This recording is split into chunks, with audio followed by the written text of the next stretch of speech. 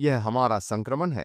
मुझे लगता है कि यह सबसे अच्छा शब्द है जिसका मैं उपयोग कर सकता हूँ पुराने से ऐश के साथ विजय में आगे बढ़ने और फिर आगे बढ़ने के लिए। बड़ा, बोल्ड, सुंदर साझा सपना जो ऐश का हम सभी के लिए है, लेकिन यह अज्ञात पानी है। इससे मेरा क्या मतलब है? मेरा मतलब है कि यह थोड़ा अज्ञात हम है। एक ऐसे क्षेत्र में हैं जिसके बारे में हम कुछ भी नहीं जानते हैं। मुझे लगता है कि हम एक ऐसे समय में हैं जो बहुत सारे बदलाव के समय में हैं, और इस समय हम जिस अनजान और परिवर्तन से गुजर रहे हैं उसके साथ यह लोगों के लिए थोड़ी चिंता लाता है। दिन के अंत में लोग अपने कंफर्ट जोन को पसंद करते हैं। वे जानना पसंद करते हैं कि वे कहाँ हैं। वे जानना पसंद करते हैं कि क्या हो रहा है। और वे बहुत से लोग यह बताना पसंद करते हैं कि क्या हो रहा है, बजाय इसके कि क्या हो रहा है। अपनी पहल का उपयोग करते हुए, अपने स्वयं के ज्ञान के आधार और प्रयास का उपयोग करते हुए, मुझे लगता है दिन के अंत में इस जानकारी को अपने लिए खोजने में सक्षम होने के लिए। और यह अज्ञात पानी जिसमें हम इस समय हैं बिल्कुल वैसा ही है। लेकिन जहां तक व्यवसाय का संबंध है, इसके अन्य अर्थ भी हैं। यह नए, अप्रचित या अनिश्चित बाजारों, प्रौद्योगिकियों या स्थितियों में प्रवेश करने को भी संदर्भित करता है जिसमें नेताओं को चुस्त होने की आवश्यकता होती है। अभिनव और अनुकूलनीय अक्सर संतृप्त लाल महासागरों में प्रतिस्पर्धा करने के बजाय एक नई मांग बनाने के लिए इस नीले महासागर के अज्ञात जल रणनीति का उपयोग करते हैं। हमने अपने पुराने व्यवसाय के तालाब के बारे में कितनी बार बात की है? हमने कितनी बार कहा है कि हमें इसकी आवश्यकता है? नए नीले पानी में फैलाएं एक पल।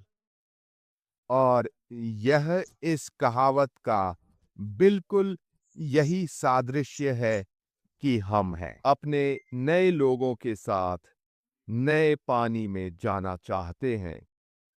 यह है कि सादृश्य और अज्ञात जल न केवल का हिस्सा है, हम उस संक्रमण से गुजर रहे हैं, लेकिन यह हम नए लोगों की तलाश भी कर रहे हैं।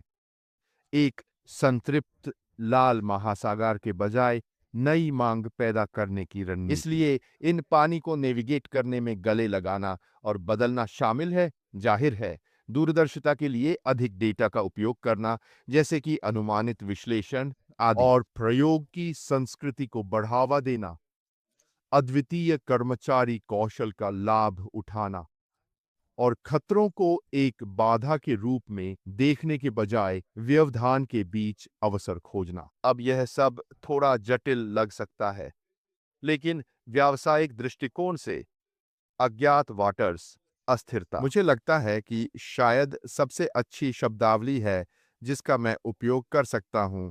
व्यापार में अस्थिरता एक अच्छी बात है। आपको केवल बाजारों को देखना है।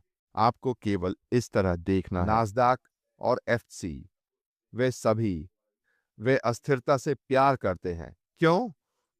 क्योंकि यह अवसर पैदा करता है।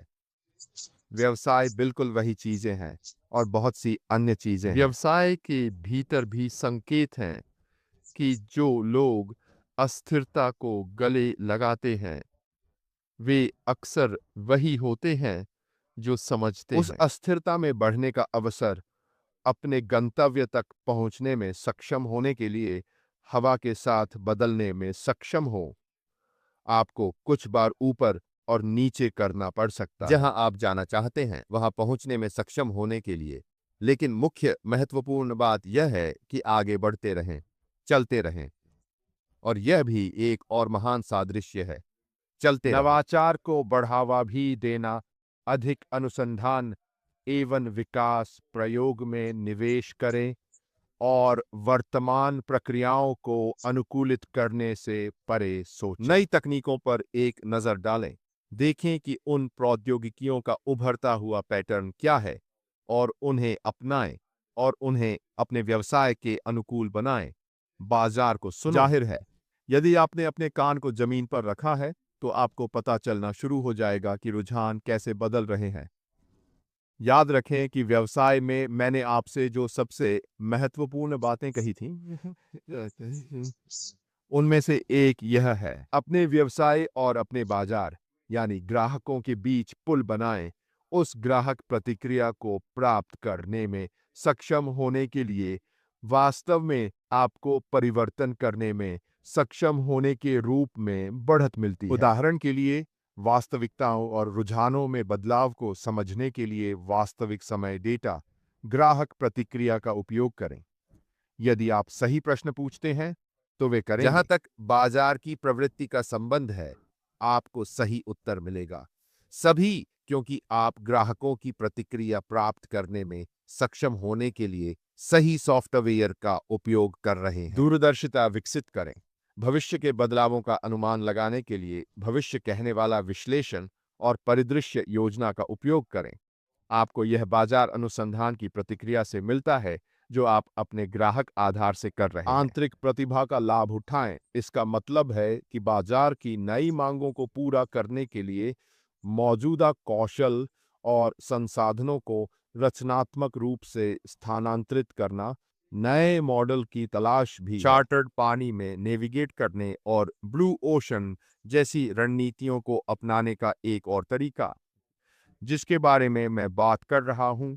नए निर्विरोध बाजार बनाने के बजाय मौजूदा लाल सागर में मछली पकड़ना कोशिश करें और उस नीले महासागर के बाजार में नेविगेट करें, बजाय इसके कि शायद अन्य लोगों की प्रवृत्ति का अनुसरण करें, क्योंकि उन्हें लगता है कि यही वह जगह बाजार होने जा रहा है।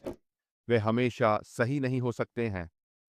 आप जहां जा रहे हैं वहां आपका नया प्रक्षेपवक्र आपके लिए एक बहुत बड़ा नीला पानी का क्षेत्र हो सकता है। के लिए बाजार में जाने में सक्षम होने के लिए।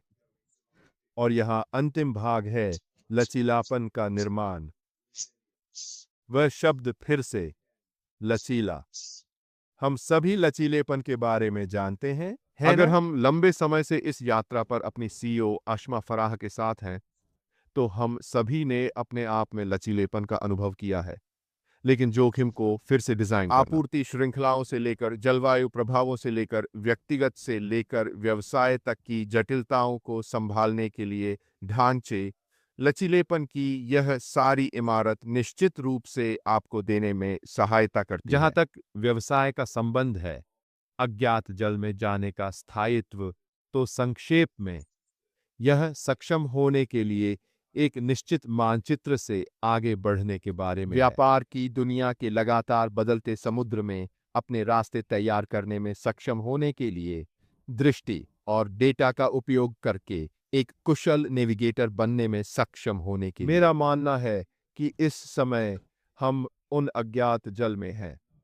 अज्ञात हम एक नए क्षेत्र में नौकायन कर रहे हैं जिसमें हम होने जा रहे हैं। यह चिंता के साथ आता है, यह आशावाद के साथ भी आता है, निश्चित रूप से उत्साह, लेकिन बहुत अनिश्चितता भी है। और इन अज्ञात पानी को गले लगाया जाना चाहिए नहीं।